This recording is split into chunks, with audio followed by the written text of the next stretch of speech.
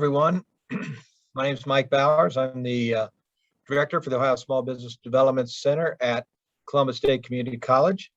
We serve the Central Ohio area with SBDC services. And what those SBDC services are is that we work with entrepreneurs and small business owners all the way from I have an idea and I don't know what to do with it to I've been in business for a while and I want to shift and I want to do some different things, or I'm doing great and I want to continue to do great and I want to do more. And all of those advising services where we can sit down with you in a one-on-one or small group setting are free of charge to you. So we are here really to provide service to you so that you can be successful. And this is one of our training programs, and we are really excited about the opportunity to come on and kind of share information about what are some great things that you can think about doing for your business in a variety of different areas. And I know today is going to be a great session. Before we jump into it, I want to introduce our partner in this particular program. That is the Dublin Entrepreneurial Center, or the DEC. It is a great facility, and they provide tremendous services to small businesses. And I want to introduce Chaz Frutel and have him say a few words about how the DEC can be a benefit to you. Well, good morning, and thank you so much, Mike, for the introduction and for the opportunity over the many years to partner with Small Business Development Centers of Central Ohio and in providing such great programming and leadership and guidance for entrepreneurs and business owners in Central Ohio. The Dublin Entrepreneurial Center has been around since 2009. We're very proud of the fact that we've grown to a pretty consistent 130 to 160 businesses that we host at any given time. We've graduated over 170 businesses over that period of time and have over a 90% success in the fact that over 90% of those businesses are still in business, which we think is fantastic and certainly beats the national average. But we're excited always about working with our partners, whether it's SBDC or Rev1 or SCORE or any of the great organizations that are out there and available to provide super services. And SBDC is certainly one of our oldest partners in that regard. And we look forward to a great session today with Rob and what he's got to share with us. And if there's anything that we can do for any of you out there, whether you're looking maybe for a new space for your business to come and call the DEC maybe your home. We have very affordable Class A space that's fully furnished and 24/365 access and on-site support from folks like SBDC. That's where Mike is today. And so if there's any way we can help you, please let me know. I'll put my information in the chat, and you'll be able to reach out to me whenever you'd like to. But after that, thank you so much for being here today, and look forward to hearing what Rob has to share with us. Great, thanks a lot, Chaz. Again, we appreciate the partnership and the support for all the years that we've been working with the DEC. And as you can see, I'm actually at the DEC right now. This is one of the spaces that they have. And again, even if you don't need space right now, it could be helpful for you to check out the DEC. They have a lot of different services, and they have a lot of different options in terms of how they can serve you as a potential tenant. So check out the chat. I think Chaz will put his information in there. And if you have questions, feel free to reach out to him.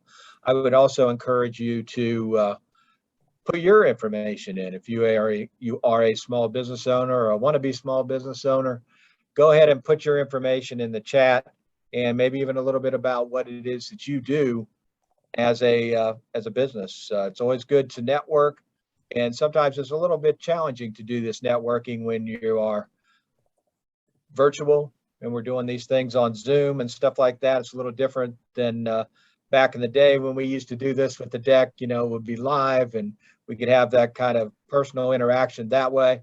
However, this is the way we're doing it now, and it still can work. So be sure that you take advantage of these types of opportunities. The other thing, as we go along today, feel free to post your questions in the chat. Bruce Walters is here from our SBDC team, and he and I will be monitoring the chat. And if we get some questions that you have for Rob, we will share those and get his insight on this. So feel free to put in questions that you might have, and we'll look to help you out. So with that, we are going to move to the star of the show today, Rob Maccabee. And I've known Rob for quite a while, and I've known a lot of the work that he's done. He's done some tremendous work in partnership with us on our CARES Act COVID-19 relief program, where we had folks, experts like Rob, that could work with existing businesses that had been impacted by COVID-19, and we certainly appreciative of everything that he's done, along with our other contractors, and it made a really big difference for a lot of businesses. So I wanted to have Rob come on and kind of share some of his insights, and get you guys on the right track as it relates to not only marketing, but really that customer acquisition piece that I think a lot of small businesses unfortunately miss thinking about, I guess, in a strategic way. And we'll talk about that today. So Rob, if you would like to go ahead and introduce yourself and your organization, and then we'll get rolling. Absolutely. Thank you, Mike. Welcome, everybody. Thanks to Chaz and Mike and Bruce for having me on today and this opportunity to talk to you guys. And I don't know what everybody's ability is when you get in here. I'm spotlighted right now on the camera, but I would love to see who we're talking to. If you could turn your cameras on when we get the questions and stuff like that, maybe if you can, that'd be cool. I'd love to connect with you. But thank you for this opportunity. And so you guys joined this call, so you must know something about the tremendous resource that this SBDC program is, just as an organization, as a resource, like really out there trying to help grow, really not in no way trying to be hyperbolic or anything, but really making people's dreams come true. I mean, people have these ideas for these businesses where they've gotten it started and they're not sure where to go. And man, I mean, let's face it, because we start a business because we want a certain lifestyle, or we want to be in service to people in a certain way. So, all the nuts and bolts and all the pieces and moving parts of creating a business, it takes a lot, and it takes a certain kind of person to pull that off. So I acknowledge you guys for doing what you're doing and showing up today. Today, we're going to specifically talk about marketing. So I'm a certified digital marketing strategist. I'm a branding. I'm into branding, and we could talk a little bit about what that means. And I love to help people emotionally connect with their most lucrative clients. So what does that mean? It means we really identify who you really want to serve, and we figure out where those people are and how to build that relationship. Because marketing at its best is not pushing stuff. Marketing at its best is an act of service. It's seeing an opportunity in the marketplace, in the world, to cause change for people, whether it's in their lifestyle, what they do, whether it's around their health, their family, their entertainment, their enjoyment of life, whatever it is, we identify what kind of change we want to create and who we want to create that for, and we go about it in a strategic way, in an on-purpose way to do that. So I'm happy to answer any questions. I mean, a lot of people have questions about digital ads. They have questions about their websites. They have questions about maybe how to talk to people. So my background, I have an agency here in town called Naventive. I've been involved in sales and marketing for over 25 years. Everything, I sold stuff door to door when I was a kid.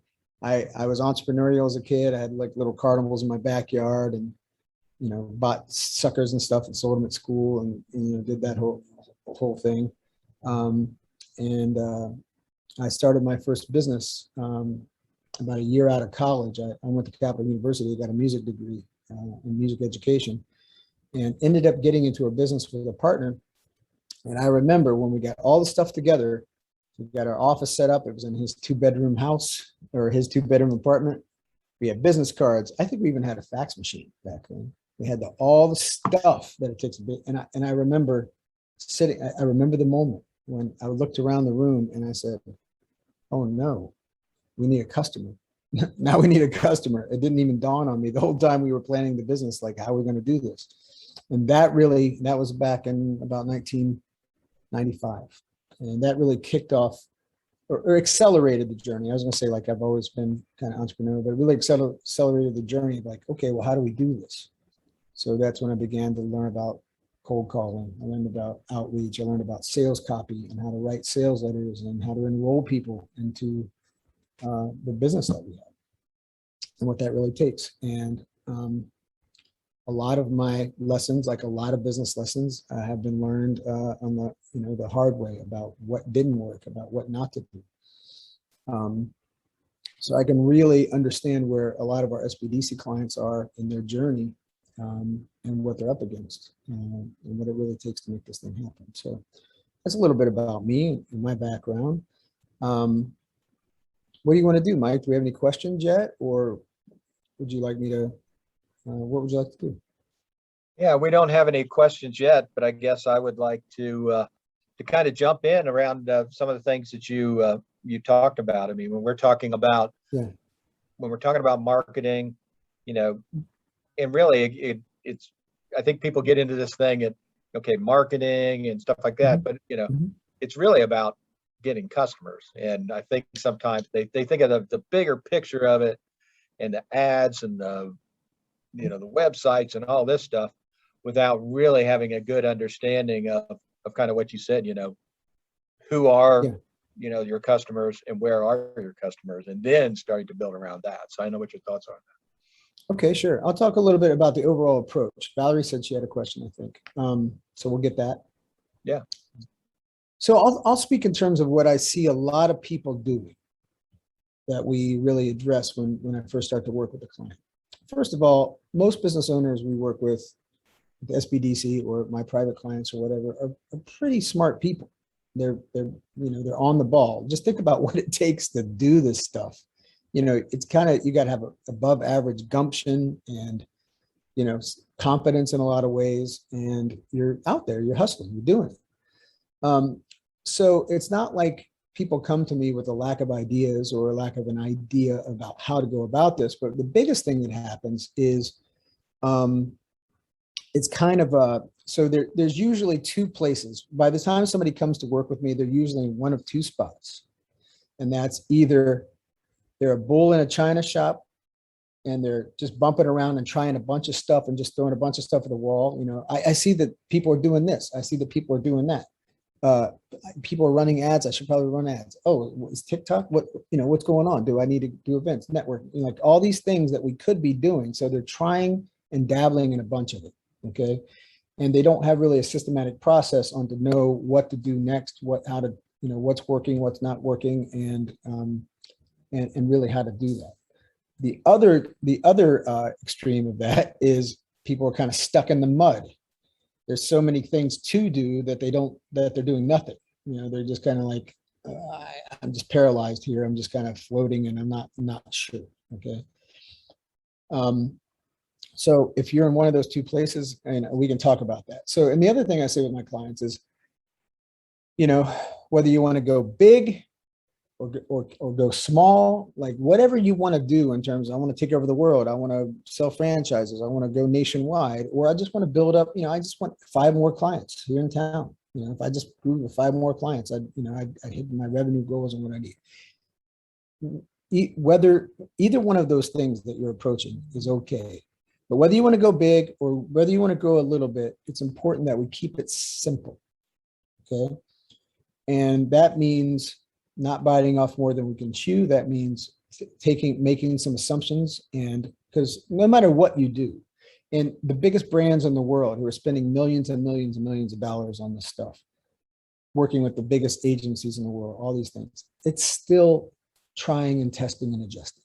It's still the same process on whatever scale it is. So there's no magic bullets. I mean, we can take educated guesses about things, but it's this process. So we really want to say, what can we do? What can I, as an independent operator or my small team, really, what can we handle? What can we execute on? What can we measure? And what can we determine our next step should be?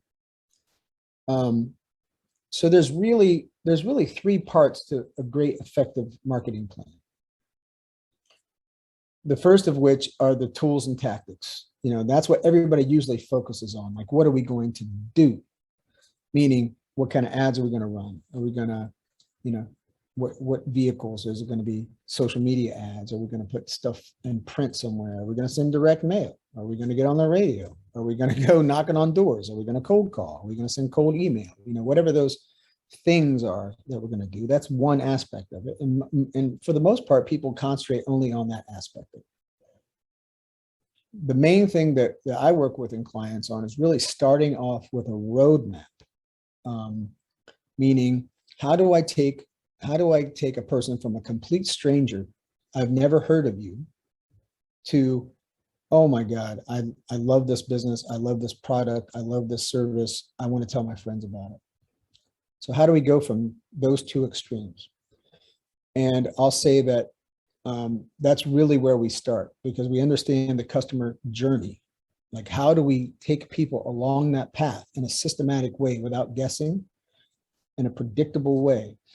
And that all comes down to understanding the stages of human relationships, because marketing is a human to human thing. It's building relationships on some level, whether it's personally at a networking event, I'm talking to you, we've shaken hands or done elbow bumps or whatever it is we want to do these days. But we built a relationship, or we do it digitally. We can do it through content online. We can do it through our website. And it's really important that we dial in exactly who we're talking to, what their hopes and dreams are, what their dreams and nightmares are, because ultimately our product has to create some kind of transformation on some level, okay? It has to take somebody from where they are to where they want to be. And, some products are more extreme than that than the other. I mean, an ice cream cone can do that. A car can do that. A fitness trainer can do that. So it's just, what level are we speaking on? Because we want to create something, ultimately we all buy things on some emotional level. And human nature, hasn't changed much since our development. So we look at those aspects of human nature and what we're trying to address and what the people that we want to serve really are needing. And so along the way, we step up in the relationship. Just like you don't meet somebody and get, you don't, hi, nice to meet you, I'm going to drop to one knee and let's get married. And often what we see in marketing is that kind of approach. Because marketing the big problem with marketing ultimately is that it's super selfish. Most of the time we're seeing it through our own, I need a customer. I want to sell this thing. I want to grow. I, me. And when we flip that script, and it becomes a massive exercise in empathy, in seeing it from the lens of your customer. What do they need? What do we need to demonstrate to them to be true for them to go, this sounds like it would be a right thing for me? An answer, I would like it. It would solve my problem. It would make me feel better about myself or the world, or it would be entertaining, or it would be enjoyable on some level, or it would solve this massive problem I have. So when we see it through that lens, it gets a lot easier to make content, to write words, to put pictures and stuff together, to put motion together, to tell a story that really emotionally resonates with the people that we want to change, that we want to cause change. So knowing what to do, knowing in what order to do it, so that we're not proposing on the first date, and we're growing a relationship and building trust and building affinity and building authority. And then the third thing is how are we going to measure that? Like, what are we looking at to say if we're winning or not? And, there's all kinds of tools. You could have spreadsheets with thousands of rows and columns. But generally, what I like to look at is what stage of this journey are we on, and what are the 2 or 3 things in that stage that we want to look at and see, are we moving the needle? Again, we want to keep it simple as best we can, because I am totally clear, again, being a business owner myself, coming from where I came from, I'm totally clear that marketing is only one tiny aspect of what you guys are doing. Who's showing up at work today? We got to hire this person. The hot water heater broke. I got, the city came down on me for this thing in the parking lot, or what. There's just stuff all the time. There's always stuff. And I know that, and I appreciate that. So we want to make sure that when you're looking at marketing, these are plates that you can keep spinning without losing it. Because again, ultimately, the whole point, what I like to say is build the brand to build the business, to build the lifestyle that you want. Because ultimately we're doing all of this because we want to create something for ourselves, our families, for the world. And being bogged down and overwhelmed is not usually a way to get there. So that's like an overview of how I look at these things and how we usually start. Any questions about anything I've said or anything else so far?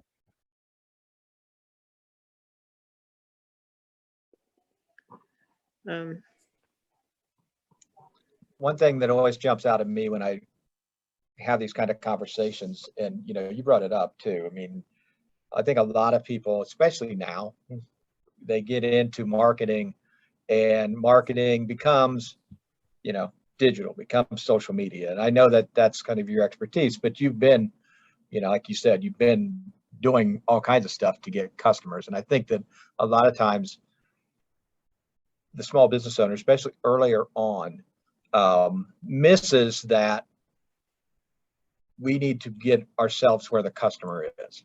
And, what is what are some of the options that we can do? And, whatever that is. I mean, I think print ads are still a possibility if that's where your customers are. Knocking on doors certainly is a possibility, calling, things of that nature. But I think that some people just automatically gravitate to the social, which may or may not be where your customers are, or maybe some of your customers are there, but you're missing out on a whole another subset of them. Yeah, well, in terms of social media, I mean, people can really hone in on that. I think that's going to be, these days, it's almost like a website in a way. It's like, it's a fundamental kind of requirement of what most people expect to see as a baseline of a functional business. Okay, so whether you're really getting your customers there or not, that's generally, so even when, let's say, even if I build a new, work on a client with a new website, let's say, and we can, we could do 3 hours just on that whole thing. But, a website is not just a glorified brochure. It's a tool to get somebody to do something. Exactly. Like, what do we want them to do when they get here? Like, how can we keep this simple and keep that path going? And, that whole thing about SEO and getting found online and all that kind of stuff. Social media is a piece of that ingredient, because when we have referral sites and different places that we appear online, just besides our website, the search engines have more confidence in us and are more likely to put us into search results based on whatever those search terms are, keywords and stuff. But,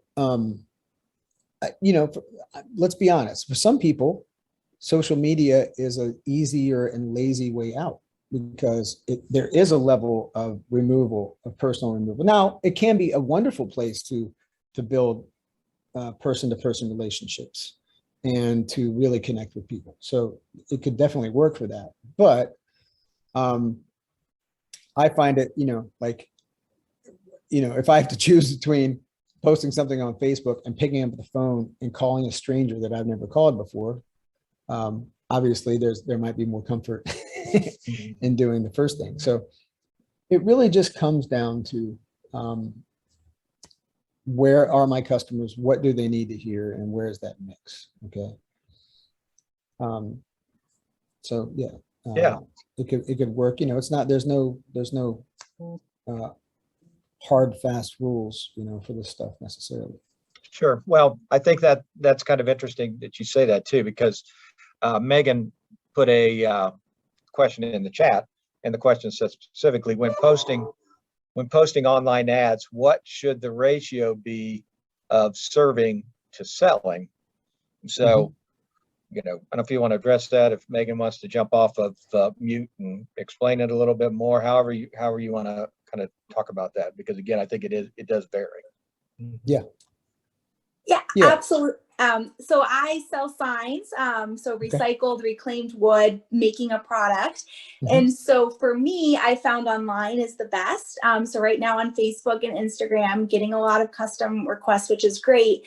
But at the same time, I'm having a hard time convincing the customer that they need a decorative sign. Like for fall's been great so far, but how do I keep the momentum going, you know, into the next seasons? And so I think it's just, I want to share what we're doing, but I also don't want to oversell and kind of be that annoyance. But I also want to have a call to action in every, you know, post that I do, or I want to encourage, you know, participation online. So I think I'm just stuck in the sense of, I want to offer value, but I also want to sell. So how do I find the balance? Great question. This is something I work with clients on all the time, especially on social media, like how to make like how to do like self-produced videos and connect with their audience and show their product. If you look online, one of our SBDC clients who just got written up in the Columbus Alive, we just, I worked with her on a brand and migrating over to a Shopify website. Her name's Dawn McCombs. She has a brand called Glean. She makes soaps and bath bombs.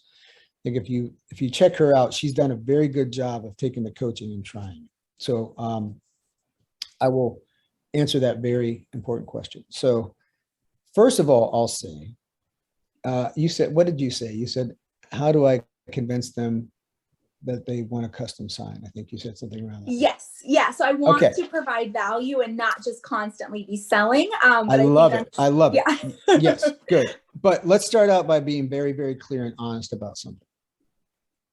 Nobody wants a custom sign. Now I'm going to explain this. Just like nobody wants a website, just like nobody wants a marketing strategy calls and stuff. What we really want is the thing that's going to create. So when you dial that in, that's what you talk about. That's what I'm saying about getting to know your customer. Because what we do, you guys might have heard this analogy, but the other thing is it comes back to that kind of selfishness that I'm talking about, the marketing talks about. And we use this analogy of the drill bit. I don't know if you guys have ever heard this, but when we're selling our products, it's like we're selling a drill bit, and you know, nobody really wants the drill bit. Like I don't want to get in my car to drive to Lowe's to track somebody down to find out what I need and the size and go buy this thing. But what we don't talk about is we talk less about the drill bit, you know, because they want to say it's this material, it's this long, it's this depth, and it's this kind of grooves, and we get into the weeds, which is for some kind of selling and some kind of buying, that stuff's going to be important.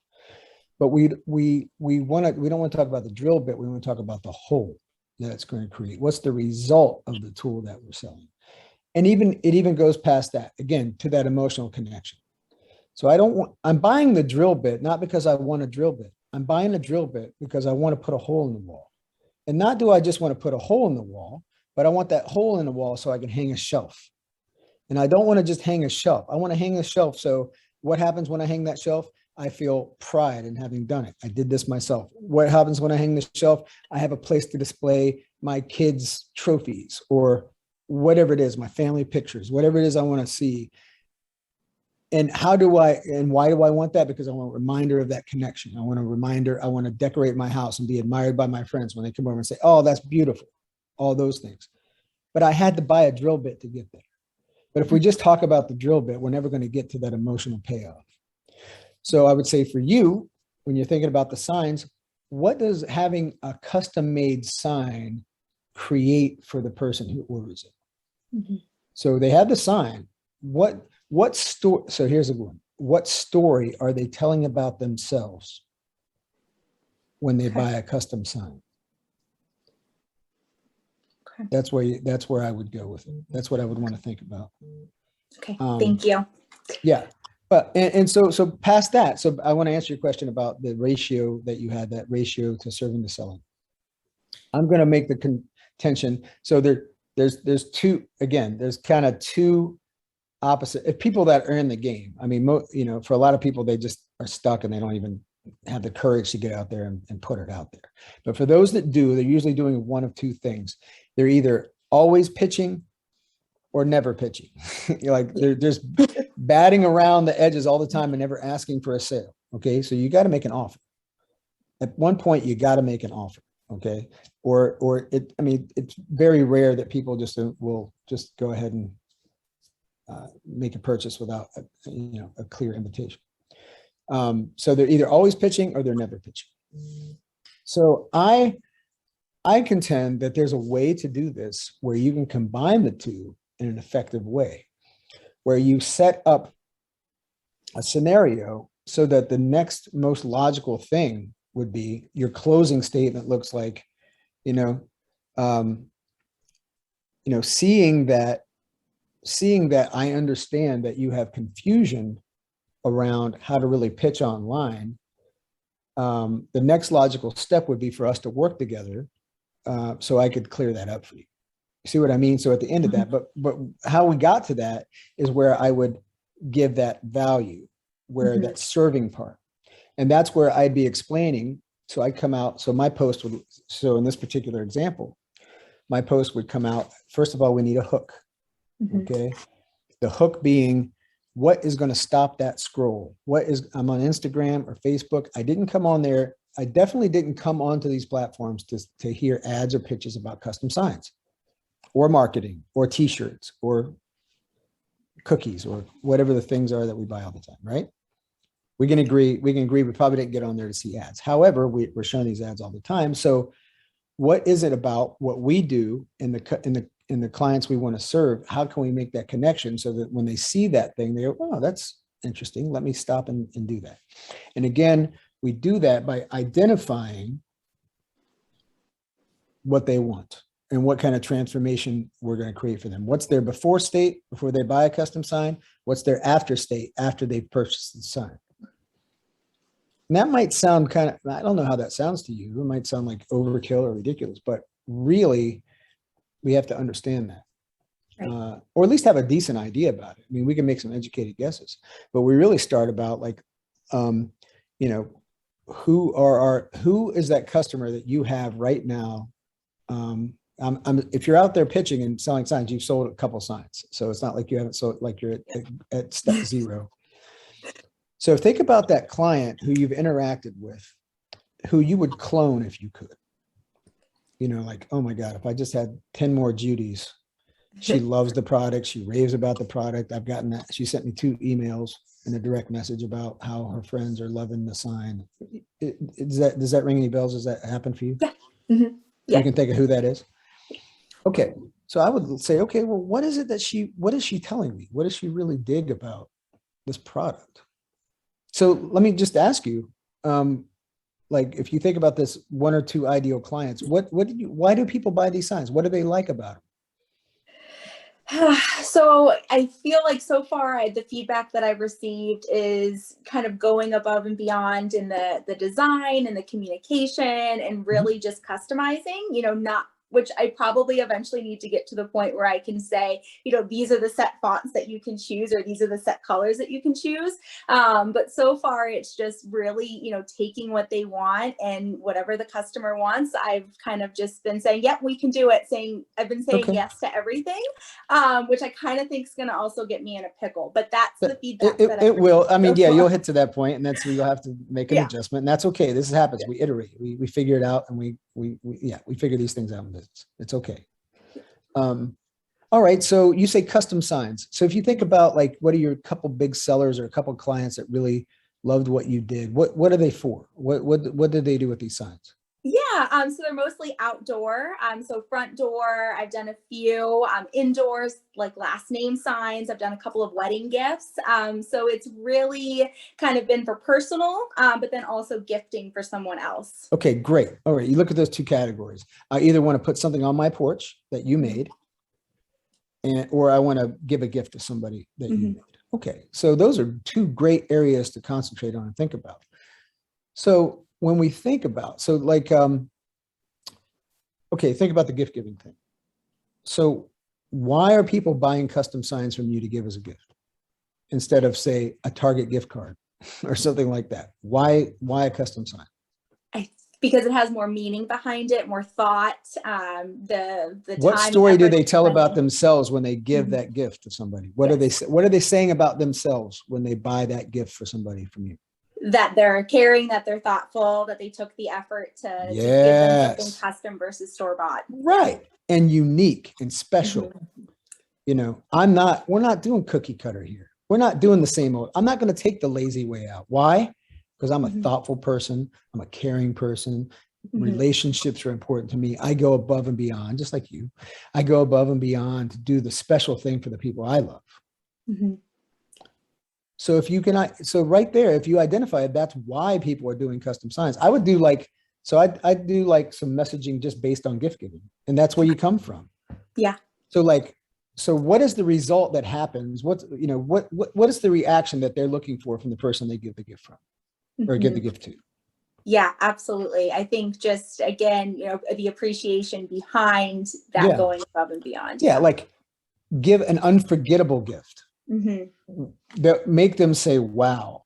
It'll be give them something that's going to, make them remember this experience, this event, this wedding, whatever, that words like cherish, words like legacy, words like family, words like connection. See, that's what I'm talking about, the emotional side. Because you're not, the sign, the custom made sign is just the vehicle for these feelings. Right. So when you talk on that level, so imagine talking like that versus I have signs. They're made of pine. They're 3 foot by 2 foot. They're acrylic paint or slate or custom chalk. Yeah, you can mention those things as the attributes of, okay, this is, what you're getting. But if you talk about it on that level. So for you, like how to combine that value and that pitch. So I put them all together. So it'd be like, hey,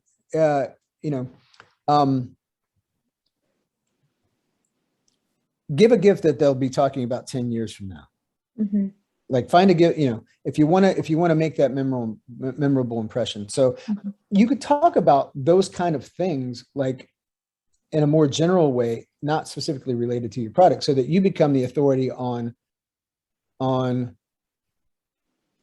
thoughtfulness or thoughtful gifts, where you get out there. So you might get out there and say, you might do a little piece like, and maybe you're already doing this, but you might do a little piece like, if you're the connection person now. So you might go out there and say, hey, I just did a little thing. Like I called my Aunt Linda the other day. I hadn't talked to her in 6 months, 2 years. And this whole pandemic thing has given us an opportunity to like reconnect with people.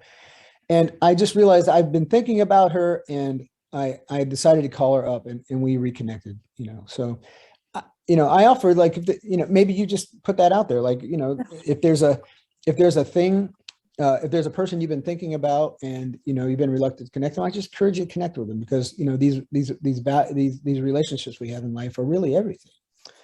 And that's why I started my company, actually, is because I found these things are important. Because what I really love about what I do is when I make my custom signs, it is that connection. It's like a tangible, longer version of that phone call that we can make. It's like, a tangible example of things like that. You see what I mean? So you're connecting the dots on a bigger picture. Okay.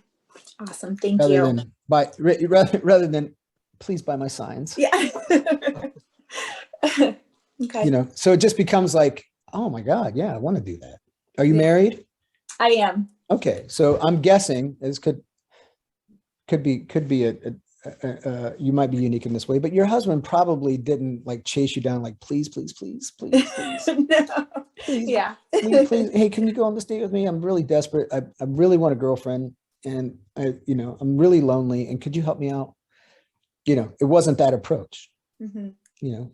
You guys connected. There was something, you had things in common. Yeah. So, and then a relationship formed and trust formed and went deeper. So it's really the same kind of idea. Okay. With the signs and stuff. Awesome. And good luck. It sounds like a cool product. Thank you. Thank you. Thank you. Yeah, that was, I encourage everybody after we get done, we recorded this and, you get the copy of it, go back and listen to that, because I think that there's a lot of stuff in there that you can unpack for any business that's on here, and encourage you to jump on there. I do want to get to Valerie Hoy from Hoy's Toys, which I guess rhymes. So I don't know if that's a big marketing piece there. But Valerie, do you want to share your questions with Rob? Yeah. So just to give you a little bit of background of who the company is and what we do, we create educational toys, but they're also for entertainment as well. I have 1,400 different products I've designed. I have over 100 products that have been produced. There's 7 distinct lines, and each line can require its own marketing program. My background is marketing. I've been doing it since selling tadpoles in the 2nd grade. So I was laughing when you were talking about, you started out as an entrepreneur in life. I think you're just born that way, Yeah. But anyways, it had me smiling. So I have a strong marketing background and a very strong sales background and very successful. But this is complex. I have 7 different lines. Of the 7 lines, 4 lines have product in them. Each line could stand on its own and does, but they all fall under the umbrella of Hoy's Toys, which we're an educational toy company. So I'm sure you can envision the same thing I see. Each line can have its own marketing program. It has its own niche, but then there's an overall umbrella, if you will. And educational toys all have their own channels, all have their own channels of sales and marketing. They all have their own niches, but they can also share niches. So that's kind of unique in that respect. I started out some time ago on this with one product, and we've grown it. I was doing trade shows at the time, and I never have a problem selling any of it, ever. People like the material. It is educational. It crosses, goes from ages 3 to adult and everything in between. So and then I was selling through mom and pop shops, as well as we have an online presence and several different channels that way. It's gotten complex because of COVID, because my mom and pop shops are limited. And they had to shut down, and then, they've got limited money for inventory, that kind of stuff. I'm just starting to pick back up with that. The issue with China, a lot of toys from China, or a lot of toys come from China. So there's going to be a shift in that industry rather quickly, where they're going to be looking at other suppliers, if you will. The advantage I have is everything's made in Ohio, and my turnaround on it's very quick. Everyone that works for me are independent. They all pretty much are here in Ohio. So I'm coming across new things I'd never seen before. So I'm familiar with, how to sell, where to sell, the channels. I've identified proper audiences for each product line. It's been an evolution, as it always is, with, how do you market Hoy's Toys, as a company and each respective line. So my question to you is, adjusting to COVID and the way things are being done, coupled with what's happening with China, and there will be a shortage with toys. They're already seeing it. Any ideas or suggestions? Because this is this is terrible. Yeah. I have a opportunity. I do have a suggestion. I do. And it might be not what you were expecting to hear, but so is this a direct response company? You're selling directly to consumers, or you're selling to distributors, or both? All of the above. So one of the things I've designed is a multi-level marketing program where people can go out and host their own toy parties and sell that way. There are people out there that sell to schools that I have the ability to sell through, but even, with virtual schools, everything's been turned upside down, kind of try to adjust that. And then mom and pop shops and have the ability to sell it, because these are unique products. So Yeah. So Okay. So, you know, yeah. All right. So, how big is your team? Who's doing this? How many people? well, everyone I work with are their own business No, owners. you, like on your team. How many people are in your company? There's me, and then I Okay. work with other small businesses. Okay. For Okay. instance, I have an IT team that's All there right. at the deck, and they shift pretty quickly. Okay. You know, I have teams I work with for art. I have teams I work with for writing and copyrights Okay. and stuff. So anyways, right. I have several sources I go through. Okay. So I'm just going to give you my feedback based on what I know, this very limited thing of what I know. Okay. So if you and I, let's say we were working together one-on-one, we would be mapping all this out. We would be going into depth, like what are the channels, what are the products, where's the revenue, like what's growing, what's shrinking, what's making money, where's the actual money really coming from and not. Right. Because a lot of times we have all these ideas, but when you really analyze it, I have legal teams in place. I have accounting teams in place. that's cool. That's great. Place. I mean, I'm watching all of it. Okay. But I can tell you, the times we've had in the past 18 months, I don't mind saying, it's been a little bit challenging. Of course, for everybody. Yeah. Yeah. So Valerie, I mean, again, so take this how you will, but from what I'm hearing for this limited amount of information that I have from you, my initial response is that you're doing too much in too many different areas. And that I would really see, like, where's my bread and butter really? Either one of two things, like where's the revenue and where can I expand that? Like where are the sales happening? Rather than, I'm trying to resurrect this thing over here. I'm trying to put this thing on life support. And I'm trying to reinvent this thing over here. So where are the opportunities? Like where's the path of least resistance? Well, each product line has to pay for itself before we develop more product in that line. I got you. Okay. So it doesn't suck money out of any of the other lines. Right. Each line add product. I've been able to add product because that initial product paid for itself. I got you. Okay. Funding the next product. All right. So again, just from what I know here, I would say it sounds like you have had a challenging year and a half and you're trying to figure out how to do this, how to grow and expand all these different product lines. I'm hearing product lines and I'm hearing distribution channels and I'm hearing this referral partners. And I'm hearing multi-level marketing. And I'm hearing, wholesale and I'm hearing toy stores. And so to me, especially with a one-woman show like yours, I mean, my initial reaction is that's just too much. I would really just pull it back. Well, again, I'm open to being wrong. Okay. But just from what you're telling me. Okay. And I give this advice a lot actually, because here's what happens. And this is what I learned from my first business. And I'm not going to go into the details of what the business was, but one of the number one lesson I learned from that is trying to do a lot of things for a lot of people rather than a very specific thing for a very select group of people. Because we were young, we were, hungry. It's like they would call us up, hey, can you do this? It's like, yeah, we can do that. Yeah.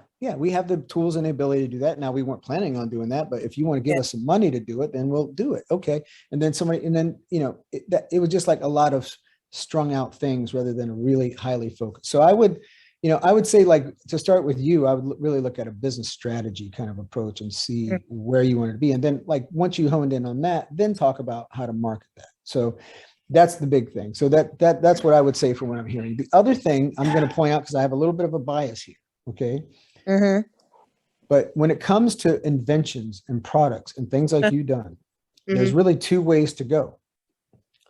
There's two general ways to go. You can be an entrepreneur and you can create a company to sell these things, which you've done. Or you can be in the invention business and the product development business, and you can have licensing relationships where somebody else is doing all this heavy lifting you're talking about. You're thinking up the toys, you're thinking up the products, and you have partner relationships. They're making the prototypes. They're creating the molds. They're contacting China. They're covering the freight. It's all made in the USA. That's okay. That's right. You said that. Nope. All right. So here's what I'm gonna. So I have a client, a company called Trident. Okay. They are a product licensing company. If you go to tridentinvents.com, I would check that out. Now, what I work with them on is they have these bi-monthly Is that every 2 months or twice a month? I don't know. Every 2 months. And the very next one coming up is featuring toys. We do these things called innovation challenges. Okay. So we're partnering with a company called Base 4 who owns this other company called Excite Toys. So if you look up Excite Toys, this is the product development and distribution company. These are the people who are putting things on QVC. They're putting things on Amazon. They're putting things in Lowe's. They're putting things in Target.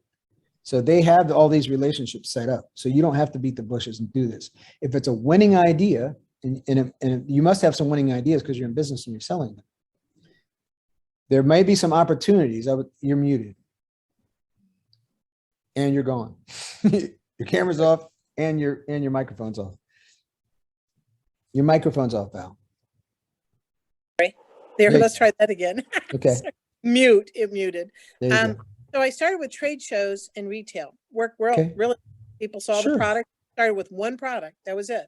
Sure. And we did very well with that, raised enough cash to bring on the second product and so on and Yep. so forth. So it does well in retail, mom and pop shops, because they're boutique-y. And these are boutique-y type products. Not that it can sell on QVC, because I keep the prices very affordable because I want anybody to be able to buy it. And why would that be? Because it's a consumable and they can buy more. Yeah. These guys that work on that level, they know exactly, they can look at a product and know what the material cost is and what the distribution cost is and all those things. So, and they know what the consumer, we just did this whole challenge with Base 4 who licensed the Charbroil grills. We did this challenge based on barbecue tools and cooking implements and thermometers. So we just did an innovation challenge around the area of barbecue. And they know that if they're going to put something in a certain spot in Target or Lowe's where the price point has to be for what it is and the material cost, they know all this stuff. So you don't have to even figure that out. And I'm not saying like selling it on your own is a bad idea. Or licensing it has served me well up to this point. Yeah, sure. But in certain instances, it could be a way to really put rocket fuel behind what you do. Now, of course, the margins are different. I mean, the licensing royalty that you get versus selling yourself is different, but you take out all the costs that you're incurring. Right now, your neck is on the line. You have all this risk involved. If the thing goes, it goes. If it flops, you got a garage full of trinkets and nope, they get sold.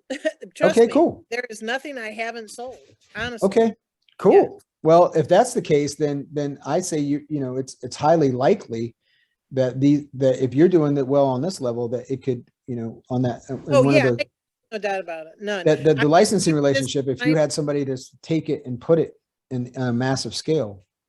Oh no, I know that, and production wise, it's not at a massive scale, so I know I can get the cost down. There's no question about that. But I've used this time like a focus group. I get feedback on my product at every level from people that use it. And I make the improvements they recommend, or I'll see something new and different. And it's the whole goal is to keep it current and up to date, that everyone, likes it and benefits from it. It's not just educational. It's something anyone, anywhere can do. And we will be able to eventually port it over to other languages like Spanish and so on and so forth. But it's all made here in Ohio, and I don't want to make it anywhere else. That's fantastic. So that's sort of the purpose. Guys, I need to jump in here real quick because we're going to run out of time here. So always got a couple of short things that I want to do to wrap up. But Valerie, this has been great. Megan, everybody who's asked questions. I think that the information that Rob's been able to share just through these conversations is valuable for everyone. And like I said, we have a couple of minutes. I want to be respectful of everybody's time, so we'll have to have Rob back on because I think it's great information. But first thing I want to ask is where do people find you if they want to get some more information, or maybe somebody says, hey, this has been really good, I'd like to talk about. Well, here, the first thing I'm going to do is there's my scheduling link. If you want to schedule a 30-minute talk, I can answer some questions. And here's my email address.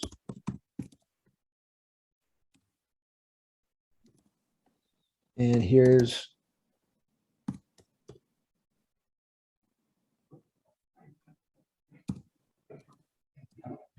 Now, like you guys, I'm in the middle of redoing all my stuff. I'm in a rebrand and a new website development, but that'll get you to a landing page. It should. Great. So my last question for you as we kind of wrap up, and I know we don't know what everybody's doing here. Yeah.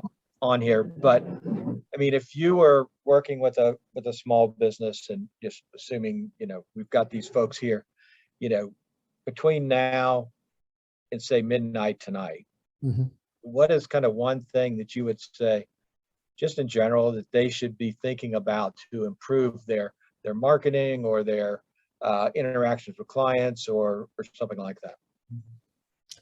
I would say like I said earlier, is really get clear on who you're serving and what they need and how your product answers that question for them. But in general, the other thing I would say is like identify, just like Valerie was talking about, and just like Megan was talking about earlier, see what you've already been doing that has worked. Okay. See where have your initial best customers come from, and then look at how you can do more of that. Because what happens so often is that we get something, we get a couple customers working, and then again, that's that shiny object thing. Like, I got to be on social media, or I got to do this, or I got to do that, and you start spreading yourself into these other areas that may or may not work, but they're not concentrated on, what got the success for you to begin with. So I'd say identify what has worked in the past and try to do more of that. Yeah. It's simple. I think that's a great idea, because I think that you're right. I mean, people have this is going, and I want to do something else. And then they gravitate and they shift. And that becomes a challenge. Yeah. Because it looks cool. They saw somebody doing it. It looks like the thing I'm supposed to be doing. Yeah. This is what people are doing. I guess I better be doing it. And then they just abandon that channel, that method that was really, whether it's a referrals partner or whatever it is. And, like Valerie was just talking about, there's lots and lots and lots of ways to do things. So it's just like honing in on what you can handle with your own bandwidth, because we can't do it. We can't do everything. And time, it's a cliche, but time is our most precious resource. We have none to waste. So we want to do what's going to work for the time that we have. Yeah. Yeah. And you mentioned it earlier too. It's not marketing and in the sales is obviously the most critical piece, but there's other stuff too. Always. So your time is super critical. Yeah. Yeah. All right. Suddenly your wood supplier, your plastic supplier, whatever you're making your toys out of, you had a bump in that. You got to figure that out. Shipping rates just went up out of nowhere, whatever. There's always stuff. Yeah. And that's the difference. That's what makes that's the winners from the losers, is when you have that resilience and that ability to keep your eyes on the prize and to be locked into why you got into this and be able to get through those inevitable deep dips that we all go through in this game called entrepreneurship. That's right. That's right. So again, Rob, I want to thank you for jumping on here with us today. I think it's been really valuable. And I would encourage anybody who's on here, anybody who watches this, take advantage of the services that Rob has available, because again, he's done tremendous work with a lot of the folks we work with the SBDC. Obviously, I know he has a number of other client engagements that he's done great work with, and I highly encourage you to reach out if you're looking for somebody to kind of add to your partner team to do some work to help you with that customer acquisition. So again, thanks, Rob, for jumping on here. I really so happy to be here. Thanks for the invite. Right, and also want to thank the Dublin Entrepreneurial Center for being a partner in this particular program. Again, if you are interested in getting more information on the deck, their website is DEC. So it's deckindublin.com, and that's also a lot of their social media. So be sure to check them out. And obviously check us out at the Small Business Development Center. You can find us at sbdccolumbus.com. And I think it's great opportunities right now with the economy, and there's a lot of change and a lot of shifts going on in the economy. For a good entrepreneur, that's a good opportunity. There's for always you. opportunity. Absolutely. So with that, I want to thank everybody, and I look forward to seeing everybody again next month. Keep an eye on our website for the next Small Business Breakthroughs, and I hope that you jump on with us there. Great. Thank Thank you very much, everybody. All righty. Thanks, everybody. Good luck. Thank you. I'm going to be reaching out.